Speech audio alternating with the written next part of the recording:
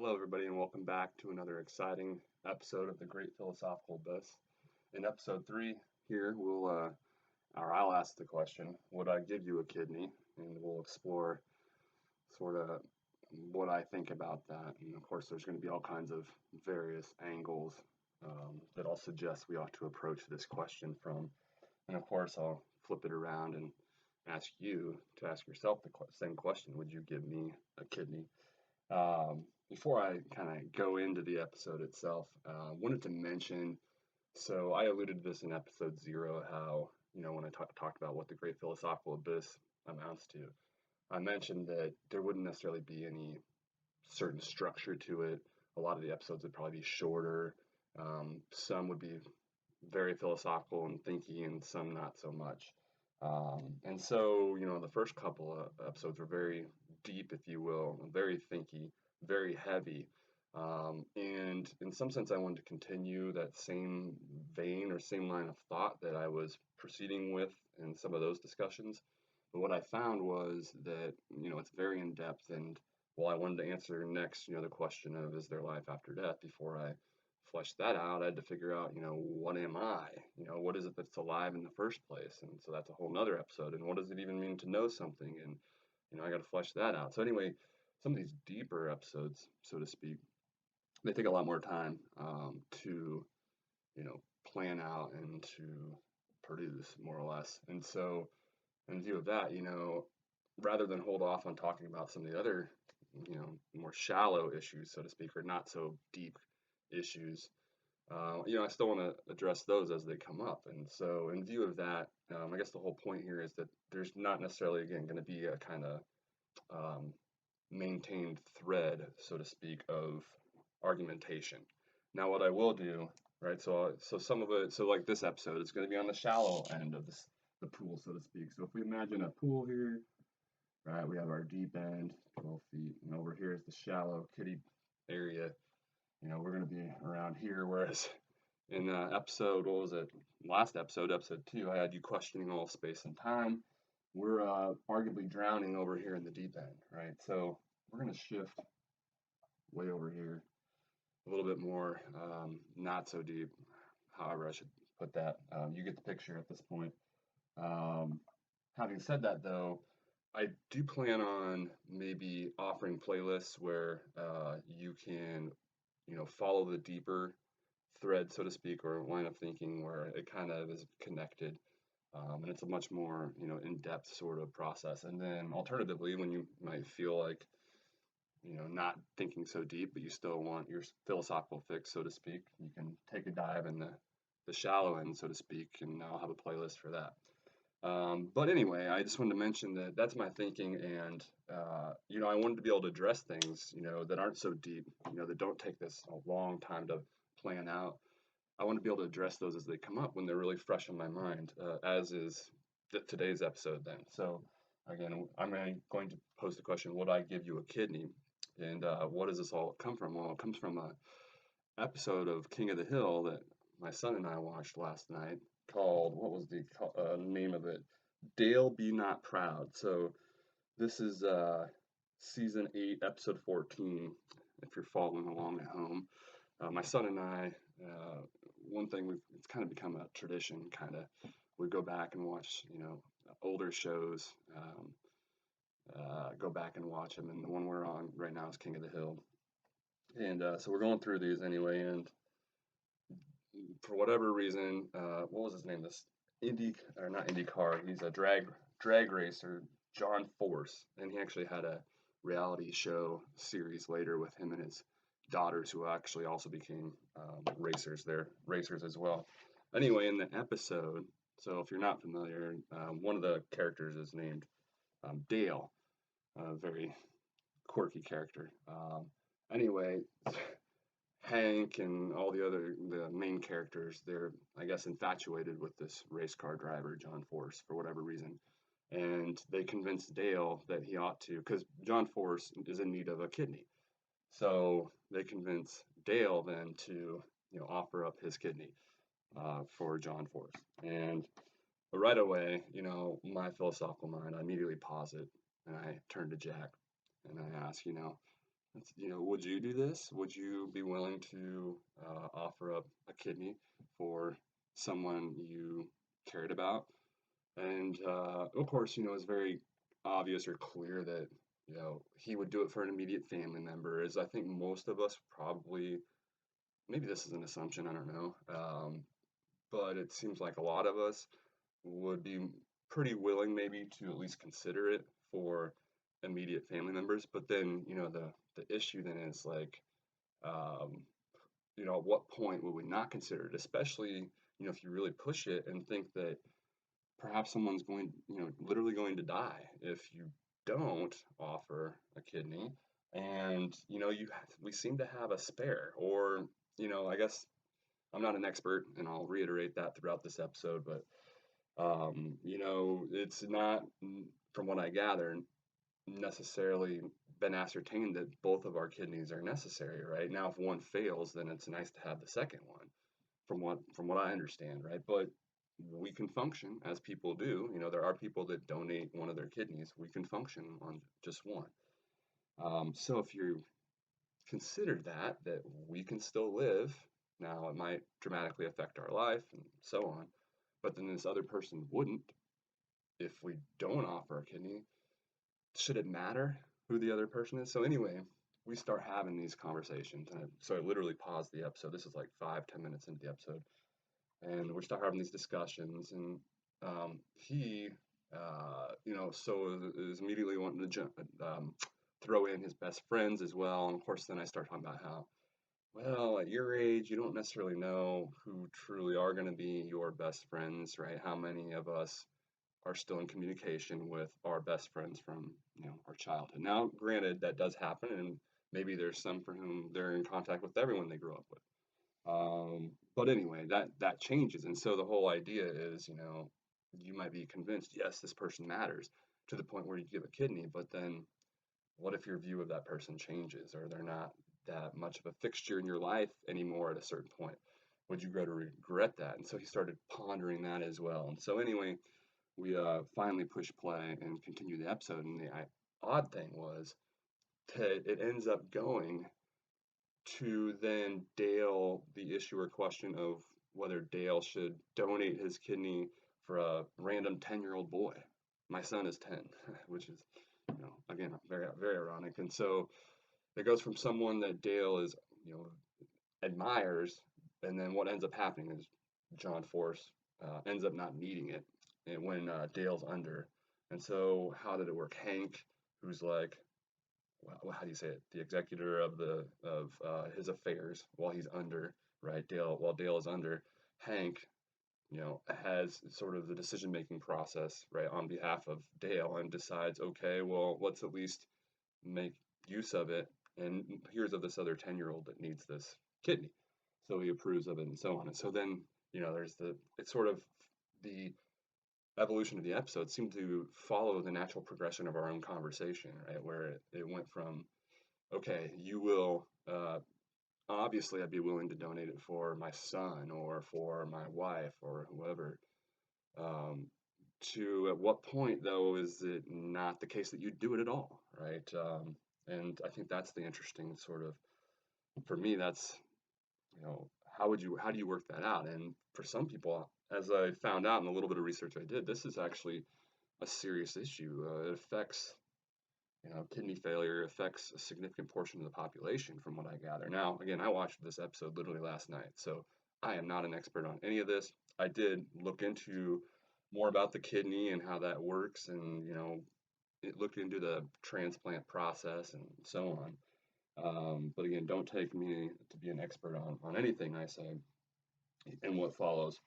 But it sounds like this sort of question is actually one that a lot of people face, and maybe arguably a lot of you that are watching this.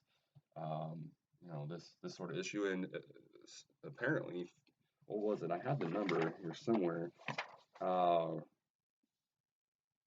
it's like, we'll get to it here in a moment, but I want to say it's like almost 15% of the population, suffers from this sort of issue, and needs to either get dialysis or get a transplant. So it is something that's actually very pressing for a lot of us, this sort of issue. Okay.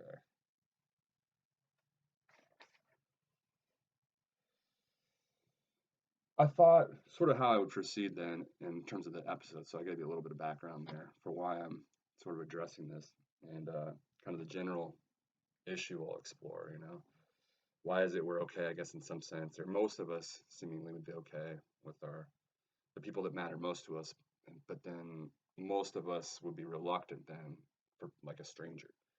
But I thought I'd dive in a little bit, talk about what kidneys are, kind of interesting, feature of us, the fact that we have two in the first place. They get two for the price of one, or do I really need both? Again, that's kind of, we don't have any degree of certainty about that from what it sounds like, from what I gather.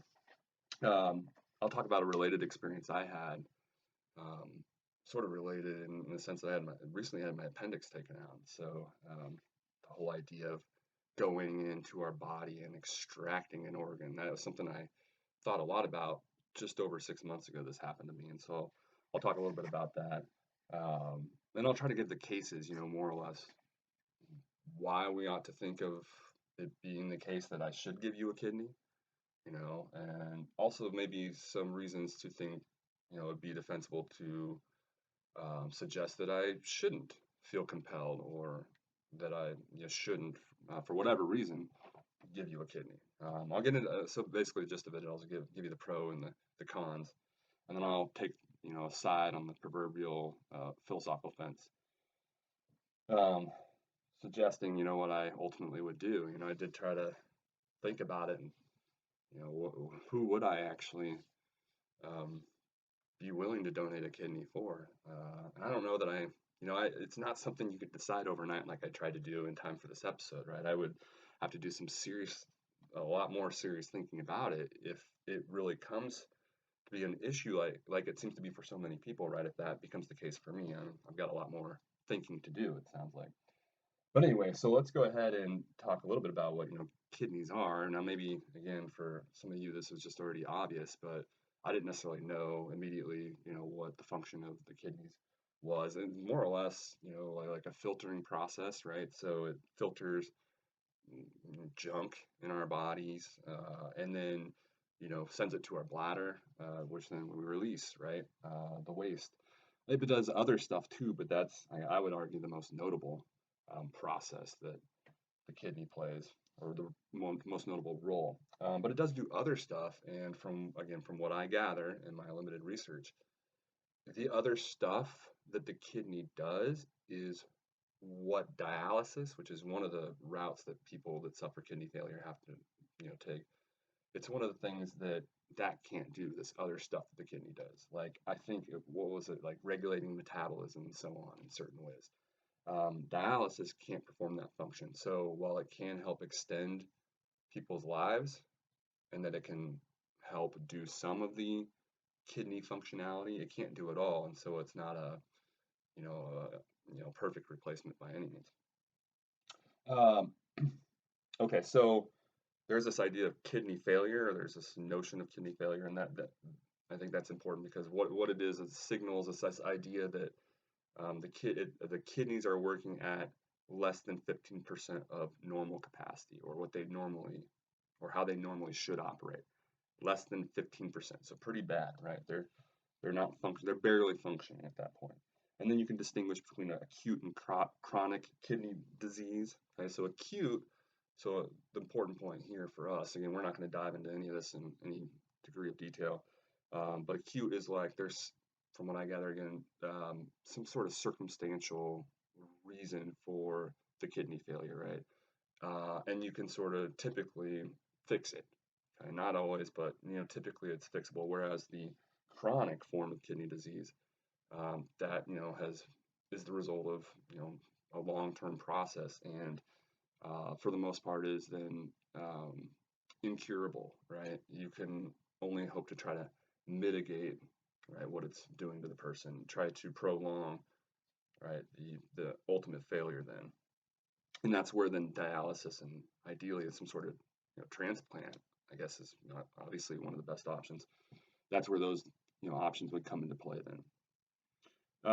So in my research, I came across a useful article. This is from medicalnewstoday.com, where I found, quote, a person who has lost 85 to 90% of their kidney function will be a likely candidate for dialysis. So that's one of the options that I mentioned. Around 14% of the population in the United States are thought to have chronic kidney disease. There it is. That's the number. All right. So I think I mentioned 15% earlier or something around there. So 14% have chronic kidney disease. This is an issue for 14 out of 100 people that are watching this episode.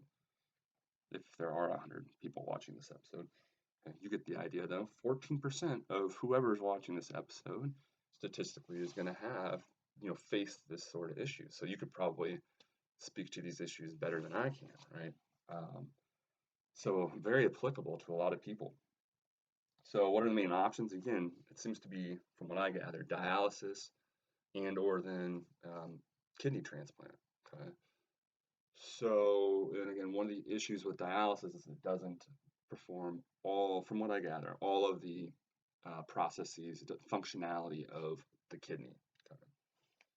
Okay. And actually, so that that notion that it doesn't fulfill all the functionality of the kidney, dialysis doesn't, that I got from the same article, from medicalnewstoday.com, where they say, quote, the kidneys also secrete certain products that are important in metabolism, but dialysis cannot do this. Okay. So dialysis helps, and I can't remember, I might have the numbers here somewhere. It does prolong, dialysis does prolong the person's life, but it won't, it's not an end all be all, it's not a cure. It won't do as much, from what I gather, as a transplant. I actually have a kidney, a functioning kidney in the body. It won't do as much as that would do. So obviously, one related sort of question is, and I mentioned this earlier, do we get two for the price of one? Why do we have two? So they look like a bean, by the way, and we have two of them, and one on each side.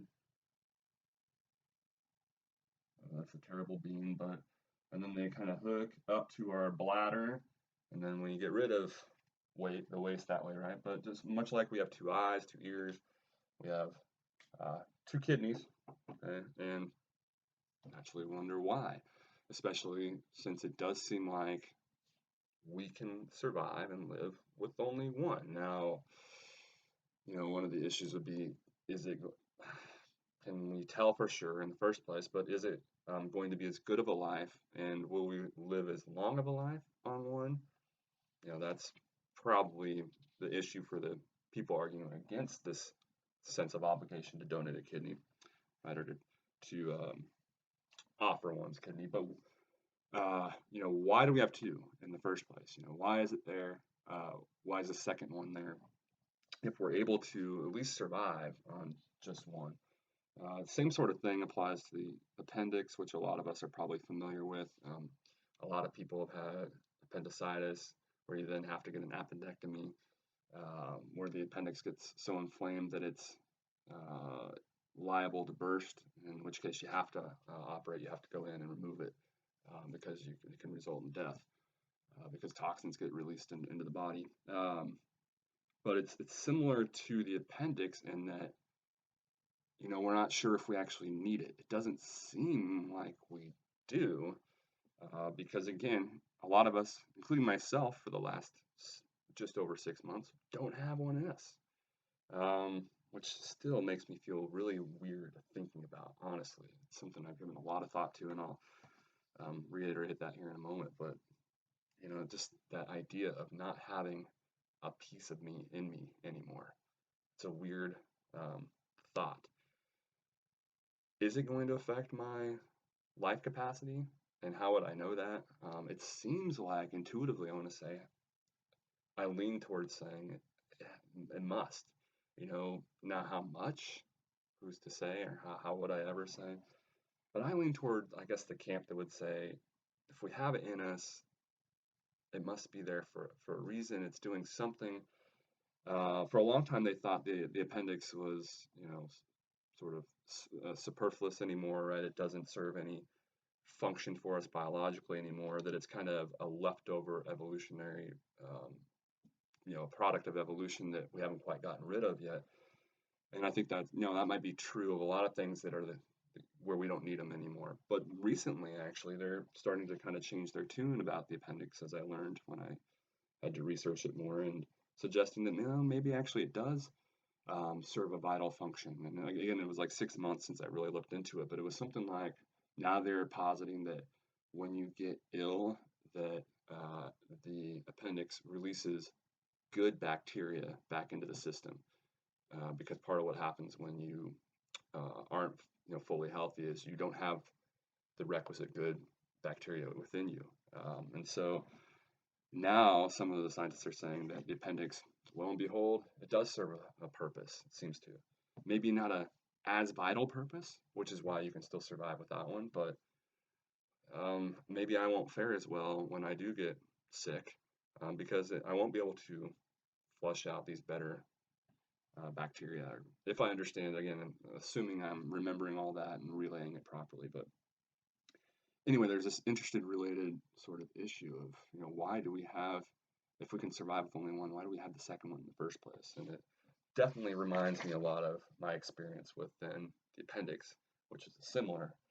Um, Speaking of which, so just FYI, some of you guys can probably relate to this appendix deal. Since it is so common, I thought I would kind of get into my experience with it a little bit. Um, and it might be helpful if you guys ever suffer from something similar, if you haven't already experienced this. I was seemingly fine. I still to this day wonder what it is that explains why I had this issue, this event where I ultimately had my appendix removed, right? So um, for like a week or so leading up to when this actually, I ended up going to the ER, I kind of felt some subtle like stomach pains. Usually when I'd be running, but I'd run all the time, and maybe it's just a side stitch, so to speak, or your side pains when you run, when you first start running. But I thought it was unusual because I never got them usually. I run all the time, so I don't get those pains anymore. Is the point? So it seemed unusual, and that it kind of progressed and got slowly a little bit worse. And it wasn't all the time, but it was like, when it would happen, it would be a weird stomach feeling, and it would be a little bit more and more intense. Well, then fast forward, as this week leading up to the ER visit proceeds, it gets more and more intense. Then the day before I go into the ER, I'm like out of it for pretty much the whole day. I am kind of curled up in a fetal position, almost unable to do much of anything, just because it's just, I'm so nauseated, um, feverish, chills, then sweating profusely, and this just gets intense, so intense that then overnight I can't sleep, literally can't sleep, because I will be waking up to throw up all the time. And this might be way too much detail, but maybe it'll help though. You'll be able to tell right away what you're probably suffering for if this happens to you. And the key difference for me was, like, I've had food poisoning before, and it was eerie how like routine when I'd have to throw up, how routine it was when I had food poisoning. It was like on the hour I could like predict, okay, I'm gonna throw up in 5 minutes. But when I would throw up, I would feel much better, at least for the hour or for a while, and then I'd feel terrible on the hour, right? It was very cyclical, and it was, again, very strange how that happened. But with this, with the appendix issue, there was no relief, right? It wouldn't matter if when I threw up, it was still, feeling terrible. So it was constant throughout. And then the most telltale sign, as then the night progressed, you look into this at all, if you've experienced it, you would be able to tell as well, right? It goes from the middle and tends to then go more and more to the right.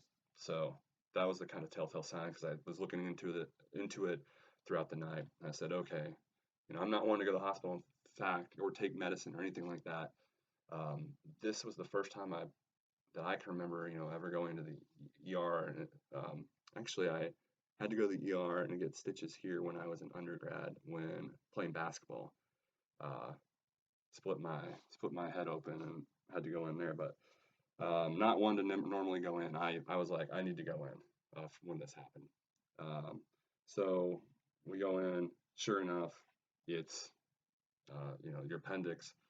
Now it hasn't ruptured, and so I'm going through literally like probably one of the worst experiences of my life. I mean, we've all been really sick, but Imagine being really sick with like no relief. That was the defining feature of the experience for me. Um, so imagine if it had actually burst. And I have a buddy who has burst, and he said it was like the worst, literally the worst pain he's ever experienced. Doesn't wish it upon anyone. Curled up in a fetal position. Fortunately, he was able to call his mother, and she was able to come home and help. But again, I can't imagine. And I've heard it compared to. Obviously, I can't relate to it, but childbirth. Those who have experienced both have said they're kind of similar. Like if you have a burst appendix, like the pain associated with that is similar to childbirth. So it's pretty bad. And so I can't, maybe I'm a wuss or something because it being worse than what I went through was, and so then starts the process of, okay, we've got to go in and take out this piece of your body. Otherwise, it might burst and you're going to get even worse. It'll be even worse. So, and this happens, I'm not really expecting this. This happens like overnight where I'm coming to this realization, okay, this seems to be what's happening. This might entail someone I don't know, they put me out and going into my body, which hadn't happened for 30 years. The only other time I'd been put out and someone went into my body, and it was when they took out my tonsils, right? And I know this is a weird way for a lot of people to maybe think about things, right? This is an everyday process. It happens routinely in hospitals. It's nothing to worry about. Lots of people have their appendix out, but it's still weird to me, right? They go in, and the way they do it too, laparoscopically, if I said that right, where it's like they put three extremely small, I know you can't see that, three extremely small holes, and one they put a little camera through, and then another they put their instruments through, and then through your belly button is how they then extract the appendix. And of course, all fascinating in its own right, but I had to like look into all this, and I'm going in like 4 hours. This is going to happen. Of course, I'm feeling terrible. I'm getting medication and stuff at this point, so it's not quite as bad. But it was a very interesting experience, a traumatic experience for sure, and one that I still reflect on a lot. And I remember, vividly the thoughts, and is it going to be, am I going to be the same? What am I going to wake up like, with a piece of my body that was with me for so long, not there? So, I imagine the same sort of thought process would apply then to having to go in, right? If you were to offer yours, right, donate yours, them having to go in and extract it would be a similar sort of process, and you'd have to entertain the similar sort of thoughts, at least if you're, tend to reflect on things like I do. You know, what, what is it going to be like? And, obviously the question, cost benefit analysis, as my wife likes to say, do I really want them to take this out? Do I want them to take this piece of me out? I mean, granted, if it bursts, it's going to really suck, but what if it doesn't burst? Would I be better off in the long run still with it then if I can make it through? Um, but again, the doctors are obviously, you need it out. And the other thing is like, this is probably indicative of how just different I am, but, I'm like, while I'm there, I'm chatting with them. I'm like, can I get it afterwards, the appendix, after you guys take it? And they looked at me like I was crazy. Like I guess they never get that question, but it's a part of me. It was a part of me for 30 plus years. I want to see it. What is it? What does it even? Did they even take it out? How do I even know, right? Show me at least. And of course, I guess that's not procedure. That's not standard procedure. Like they said something about how they run it through tests and then discard it. I don't know what actually happens to all the appendixes that are removed. What? Where are they? What does happen to them? Anyway, um, so I thought it would be interesting to sort of go through that somewhat related experience. Obviously that wasn't really, in some sense, it wasn't really a choice. Like a lot of times when you're considering giving or donating a kidney, there is as a process you can sort of think through, right? I had a matter of hours, and I had to make this decision. But pretty similar nonetheless, right? They're going in and removing this piece of you. Blah blah blah. Sure that, yeah.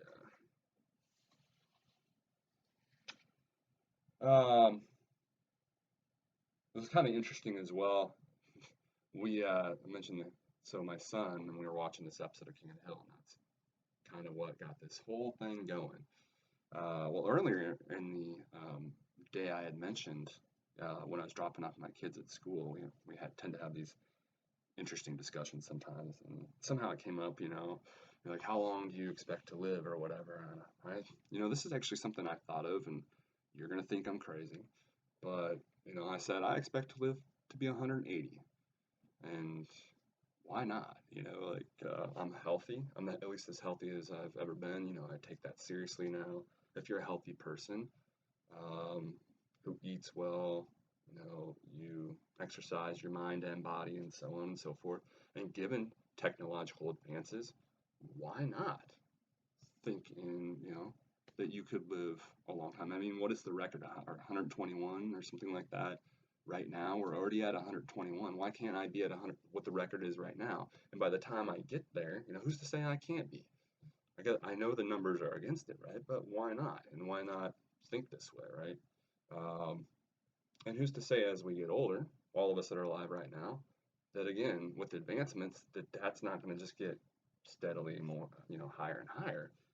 Why is 180 out of the realm of realistic expectations? I don't think it is, honestly. Um, and applying that to this, then who's to say whether this will even be a question someday, right? If things get so sophisticated to the point where we can just almost have like artificial parts for every part of the body, you know. Is there anything that can't be replaced? I guess that gets into the what am I, essentially, right? Can we even replace whatever this is that's going on in there somewhere, in there? But it's certainly possible to imagine we get something that works and performs all of the functionality of the kidney, not just some of it like we have right now. Why not think that that's possible, and that when our natural one starts to go bad, we just go to, whatever um, health industry there is that has these on offer, these replacement artificial parts, and you put them in and you gain an extra 10 years or something like that, right? And who's to say that maybe it doesn't get to the point where we can just continually fix everything, um, and continue thus on forever. Now, whether that would be optimal, I guess that's a whole nother episode, right? Would you want to be immortal in some sense like that? Um, that's certainly debatable, I think. Okay.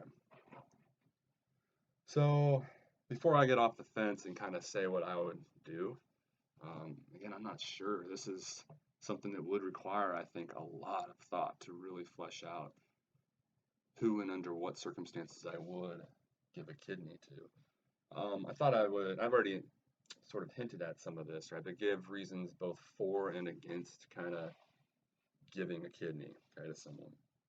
Well, first of all, and a lot of this is probably pretty obvious, right? It's going to bring risk to you, right? I've already intimated that, earlier when I was talking about the appendix. One of the things I thought about was weighing the cost benefit of both options, right? If I can push through, would I be better off in the long run, provided I can make it and my appendix doesn't burst? Is it actually performing some relevant function for me such that I would be better off in the long run, versus taking it out? You can apply the same thing, right, with the kidney. Now, granted, I might be able to survive with just one, right? How do I know that it will be as long as I otherwise would have with two of them? And again, I kind of lean towards the position that if we have it, I think that it's there for a reason. Again, acknowledging that there's this notion of, evolutionary notion that, takes time to discard stuff that's no longer needed anymore. But I don't know, like my experience with the appendix, we were told for so long that no, it's not needed. But lo and behold, as I really started to dig into it, we might be changing our tune about it. So there's that sort of worry, isn't there, for someone who's going to donate a kidney? Again, another piece of their um, bodily apparatus, if you will, that it's there. Isn't it there for a reason? I would tend to lean towards probably. And regardless of that, there do seem to be requisite changes that the donor is going to have to make, right? If you only have one kidney, then you're going to have a stricter diet. You're going to have to ensure that you're exercising routinely and so on. Now, obviously, we should all be doing that to begin with, but it becomes that the point is, and the research seems to validate this, right? The point is, it's all the more vital and more important if you're only going on one kidney yourself. So that becomes even more important. So you're sort of strained in that sense. You're restricted in that sense if you choose to give someone a kidney. I thought so. I was going to cite the Wikipedia article. So in my research, I perused the Wikipedia article on specifically kidney transplantation, I think it was called. And in that article, which was sourced, it provides source links to like, articles and medical journals and so on. So you can go check this out and further follow the line of research. But the article states, this is a quote from the article, in carefully screened kidney donors, survival and the risk of end-stage renal disease appear to be similar to those in the general population. However, some more recent studies suggest that lifelong risk of chronic kidney disease is several-fold higher in kidney donors, although the absolute risk is still very small. So I'll read that one more time, okay, because it kind of, at this moment, I think captures the risk that's presented, okay? The research seems to suggest with regard to the risk that's presented to the donor, the one who willingly chooses then to go with only one kidney, right? So again, it reads, in carefully screened kidney donors, survival and the risk of end-stage renal disease appear to be similar to those in the general population. However, some more recent studies suggest that lifelong risk of chronic kidney disease is several-fold higher in kidney donors, although the absolute risk is still very small. Another thing I would say, I guess, is a kind of point against this sort of, so the idea is, would we, or better, should we feel compelled to donate a kidney when it would, after all, save someone's life or extend their life? I think, one who wanted to present a case against, feeling compelled to do that could cite a kind of slippery slope. I mean, right? If do you want to argue that anytime we are better off in some respect than someone else, and maybe you want to say in a significant way, then we ought to then give some of our stuff to them, bring them up at least closer to our level, right? Because that's kind of the general idea, right? This notion that, or it seems to be, right? If you want to say we should feel obligated, well, in what sense, right? Well, it seems to be the sense in kind of fairness, right? If you don't, this other person's going to die or is not going to live near as long.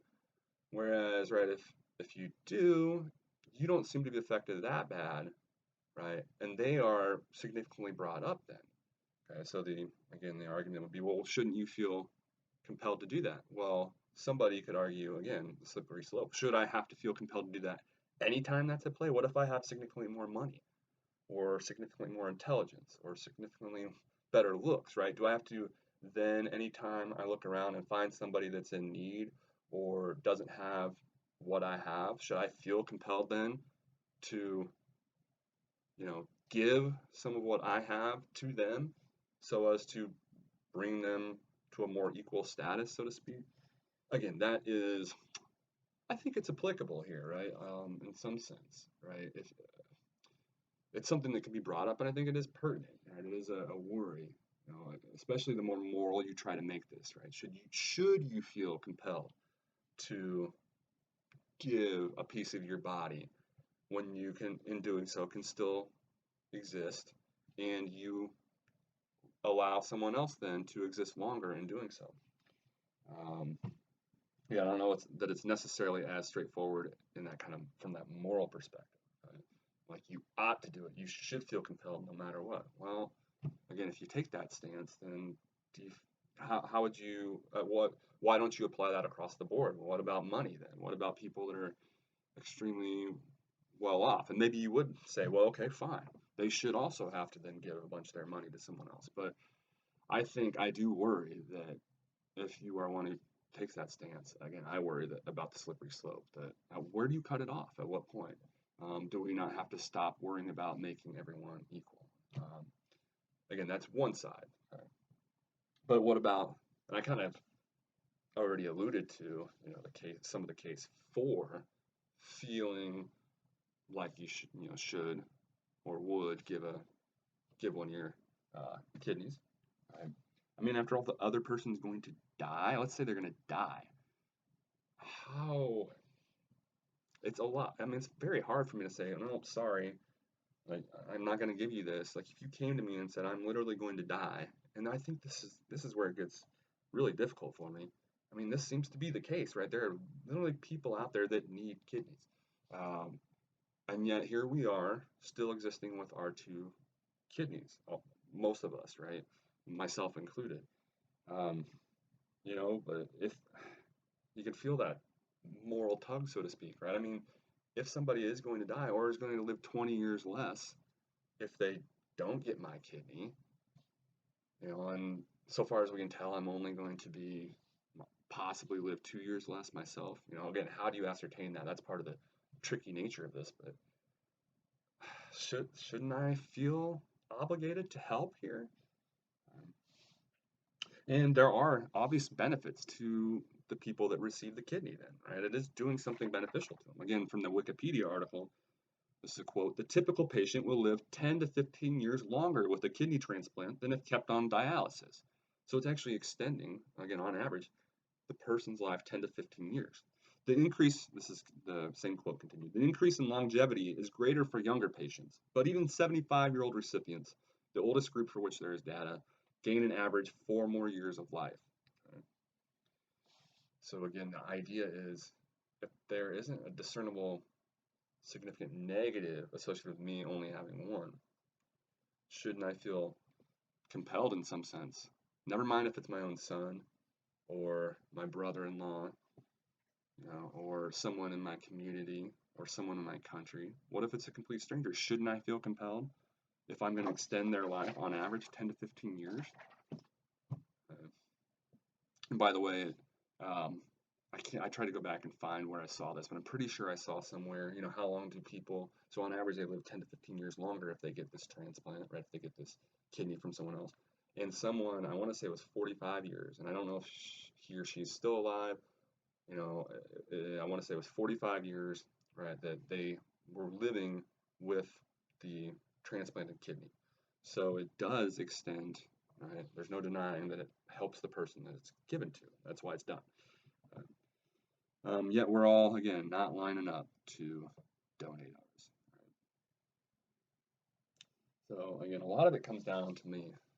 I think, there's this, what I would say is like the popular, so I talked to my kids about this too, right? Sort of asked them this morning, what, obviously my son last night, but a few of my other kids as well this morning, who would you be willing to donate a kidney to? And they pretty much ended up where I did. I don't know if that's because they've been conditioned properly or what. Um, but, and I think part of me thinks it's because it's probably true of many, if not most of us, that we would feel inclined, again, before seriously having to think about it, we can feel inclined to say, well, someone in my immediate family, yes, I would do it. And, you know, that's probably, I mean, I'm a papa bear, right? I would do it for my kids. Um, but then it gets a little tricky, and that's the case for me when you start to extend that out. So what about mom and dad? Yeah, okay. I think most of us would be on board with that. Brothers and sisters. Okay, so kids and wife or significant other, I think almost everybody would be yes, right? Um, then, I think parents and siblings are probably maybe a slight, this is this gonna be offensive? I don't know, right? But if again you're thinking about how I'd answer this question, right? Or then um, you know, siblings like your brothers and sisters and your parents, they're probably a slight notch below. It would take a little bit more convincing, but I'd probably say yes, I'd be willing to. But then it gets even more difficult, right? The extended family. So like in-laws and your brother-in-law, if there's a kid in the mix, right? So I have a sister and my brother-in-law, and they have a kid, right? What about my brother-in-law? And especially when you throw their kid in the mix, and or should that even matter, right? So, but it gets then a little bit more difficult, and then I think then there's a big gulf, at least for me, right? Going beyond extended family, or I guess you throw in like really close friends there somewhere in there too. So where would really close friends go? I guess it depends on how good of friends they are. Right? And some of us, I guess, don't have a wife or a husband or significant other. So maybe, or so then maybe some of us don't have kids either. So maybe that first sort of immediate yes would be to our best friend or best friends. They would be, so for me, they're probably going to be, no offense, best friends, but they're not going to be in that immediate, right, circle, right, of, wife and kids, but they would probably be in the next one. But then you're extending it out, right? So you go extended family and so on. But then there's like a big gulf, right? What about just friends or people you barely know or somebody that's a neighbor? These are much more in the fringe. And then obviously way out there is like a stranger. I'm sure there are people out there who just donate whatever seems to be an essential in terms of our organs from the get-go, right? Because they've thought this out and maybe see the moral side of it and agree with the case for it. That it doesn't matter if it's a complete stranger or not. If we don't need it, it doesn't seem essential, and their life is extended in that such a way, then donate it. And so maybe there are some people that again would say yes to this all the way across that spectrum to include all the strangers. Now, that's just not where I am. And I don't think most people are either, because none of us are lining up to go donate kidneys, and yet there's obviously a need. So I've already kind of started getting off the philosophical fence, but let's go ahead and really get off of it here. Should I try a fence? Let's see. I need to just practice this. This isn't so important. I've already, see, I'm not thinking this through enough. Okay, that's all we got for today. I think it's getting worse, actually. So the first question, should we feel obligated to give a kidney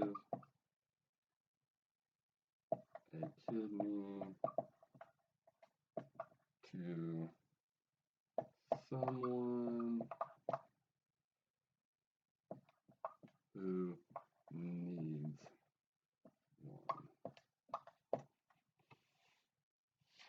Okay, so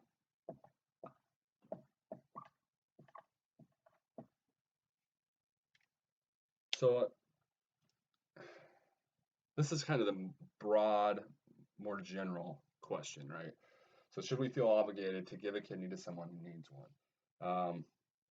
And I should say, again, this might be one of those where we can acknowledge, I talk about this in my ethics course in one of my lectures, but there might be some, so this is kind of an ethical question, right? Ethical situations or circumstances or issues where we can say that what we think we should do and acknowledge that what we should do is at odds with what we actually think we could do if we were in that situation.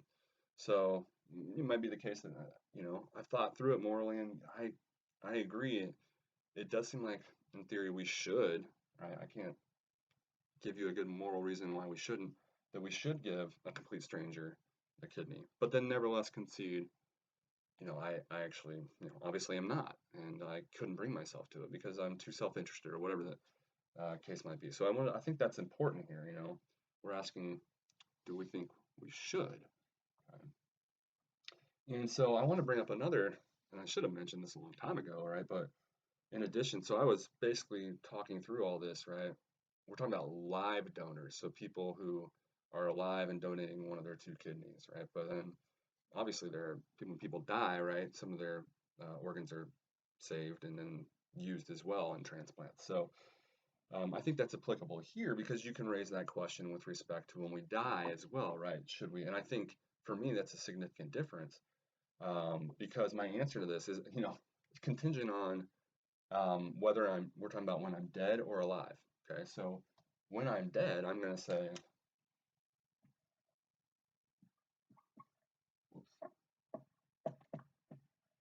if I'm dead, then yes. Okay, and I know, so we all have, when we get a license or so on, right, we can, mark yes, you have permission to take, organs upon such and such happening. Okay, and it's something I've wondered about, and so I've always said yes.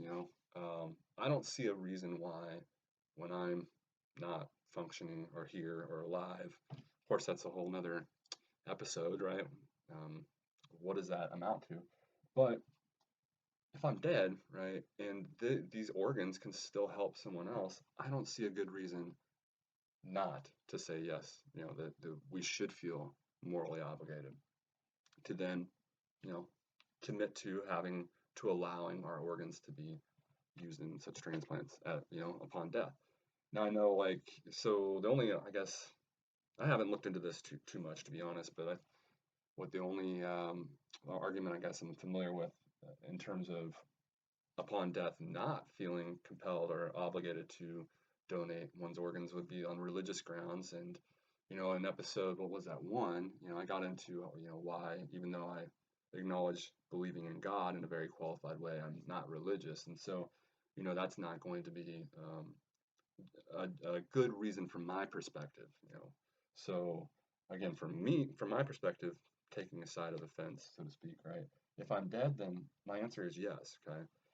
But when I'm alive, right now, should I feel obligated to give a kidney to someone who needs one? I.e., a stranger even, right? Especially considering that I could extend their life on average by, what was it, 15 years?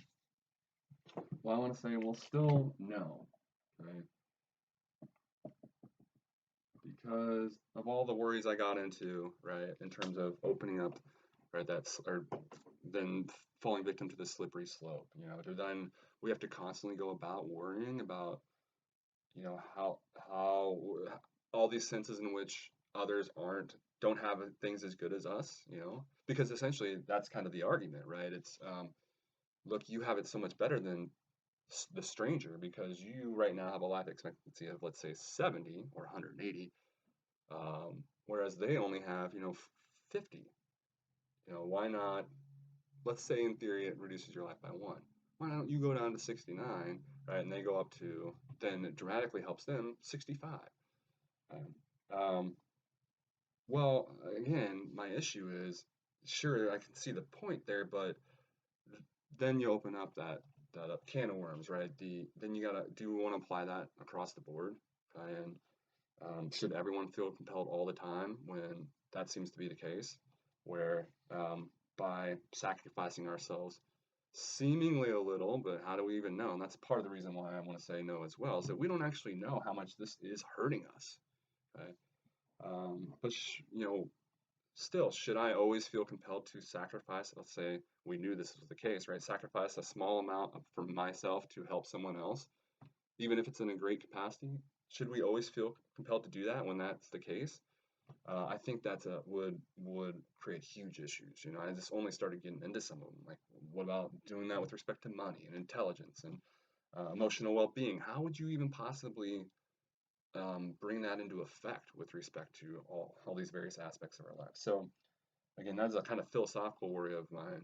All right, if we were to take the stance of yes with respect to when we're alive, how could you be consistent then in applying that across the board? And then in addition, like I said, we don't know how much, whether in fact that second kidney is in some sense necessary to the degree to which it's helping us at least, right? And the extent to which we are diminishing our life expectancy by only going down to one kidney. And we do know, research shows, right, that we are going to be affected in various ways, regardless of whether or not or how much it would shorten our lives. We're going to have to eat better, exercise more, and so on. Okay, so yes, when I'm dead, or yes, when we're dead, I think we should feel obligated, okay, but no when we're alive. Okay, next question.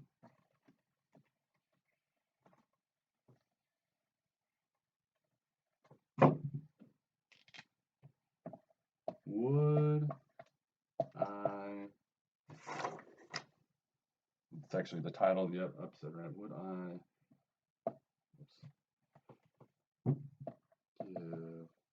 give you a kidney? Right, that's why you came here. You're in need. Right. Well, actually, I don't mean to suggest it's funny, but 14%. What was it? 14% of you statistically are literally in need, right? And I guess I should say in general, right, I don't mean to belittle this topic by any means, and if I made it lighthearted, throughout this, I do realize that again, this is a serious issue for a large, segment of our population. Okay? So would I give you a kidney? I'm going to be qualifying this one quite a bit, and I got into my qualifications. I think they're pretty indicative of what they would be for a lot of us if we tried to answer this question. Obviously, it's going to matter who you are, right? And then also I want to throw in there, am I alive or dead again? Okay. So let's say yes or no. Okay, so I don't care who you are, right? Given my last response, okay, it doesn't matter who you are. I'm going to say yes if I'm dead. Okay, sure, you can have a kidney. In fact, two of you can have a kidney, right? Because I'll give them both away. Okay, when I'm dead, I will give you a kidney. It doesn't matter who you are either. Well, actually, that gets interesting, right? What if the person asking is a serial killer? So never mind. It might matter, right? I would have to think about it a little bit more than I was initially inclined to think I would. But you get the idea, right? It doesn't matter near as much who you are if I'm dead. I would be almost certainly inclined to say yes. Okay, not 100%, but very, very close. Okay. But then if I'm alive, that's where it gets really difficult, right? And so that's where I'm going to make all sorts of qualifications where, I don't actually get off the fence, so to speak, in a general sense, right? Because it would depend. And again, determining for a particular person, I would really have to think about this, right? And weigh how significantly they're related to me, all this other sort of stuff we talked about, right? It would be quite the calculation, if you will. So, again, just to reiterate, I think I would. Again, I'm Papa Bear, right? I have 4 kids, wife, been married for 16 plus years, and I would like to think that regardless of the thinking that had to go into it, I would say yes, absolutely, right? When alive, even when alive. So everybody pretty much when I'm dead, right? But when alive, I would give you a kidney, okay? But then it gets more difficult, right? So in that second tier, gosh, I feel so weird ranking people, doesn't it? But and again, no offense to those that are being ranked here, right? But and I think this is again true of most of us, right? If we're being honest with ourselves. And again, it depends on our particular circumstances. Some of us don't have families, we don't have kids, and we don't have a significant other, and so we're not Papa Bears, and so that first maybe there's nobody for whom we'd say yes, right? And that's fair. I think that's a fair position when you're alive. Okay, I've tried to argue not so fair when you're dead, but I don't think that anybody should be compelled to say yes to this when they're alive. But then again, fleshing out, right? For me, it gets a lot more tricky. So everybody's circumstances are different, but for me, it gets a lot trickier than getting out of that first tier. Getting to the second tier, I'd take certainly, as I said earlier in the video, a lot more convincing. Not a lot more. I think that second tier. So I take that back. Second tier, you're throwing on there. Who would I throw in there? Probably best friends, parents, siblings. I think they're right there. And I'm probably overlooking.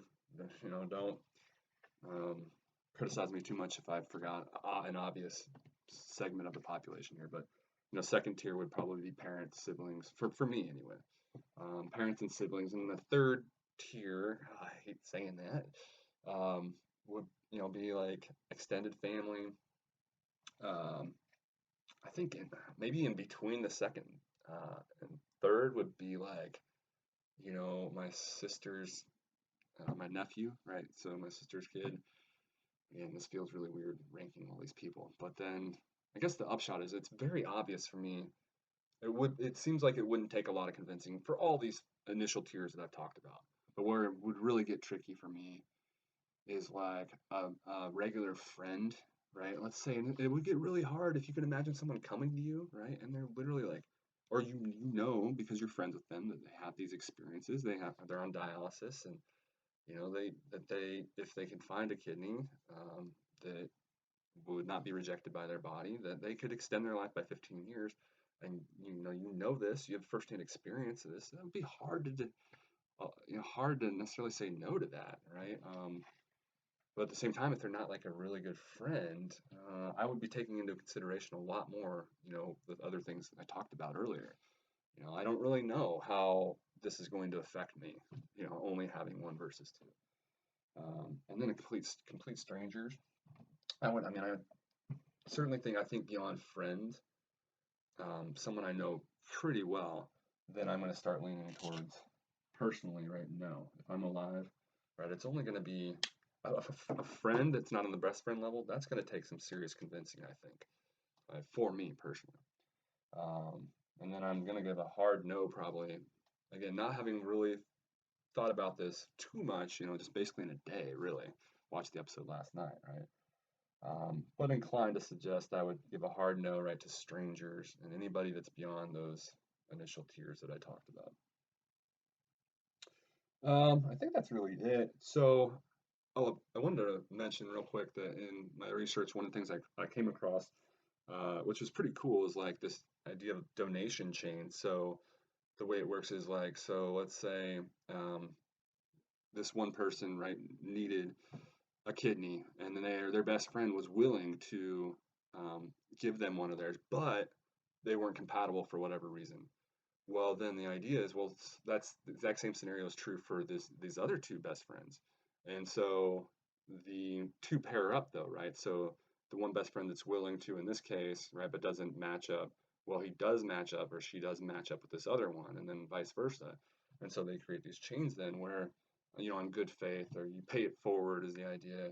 So since your friend was given a kidney by this stranger, right? The idea being then since you were agreed in the first place, you would have done it for your best friend in the first place. You then agree to pay it forward and still donate yours then to whoever would need it. So I thought that was a pretty cool idea. It's, something that we came up with, not we, but humans came up with, and to sort of solve the problem of sometimes you're willing to donate that kidney, but it's not compatible. Well, let's get similar instances, right? And you could still then appeal to people's self-interest, right? But yet then make this work. So I guess that's it. I hope you enjoyed episode 3 here, or I asked the question, will I give you a kidney? Now I'm going to flip things around and ask you, would you give me a kidney? Thanks.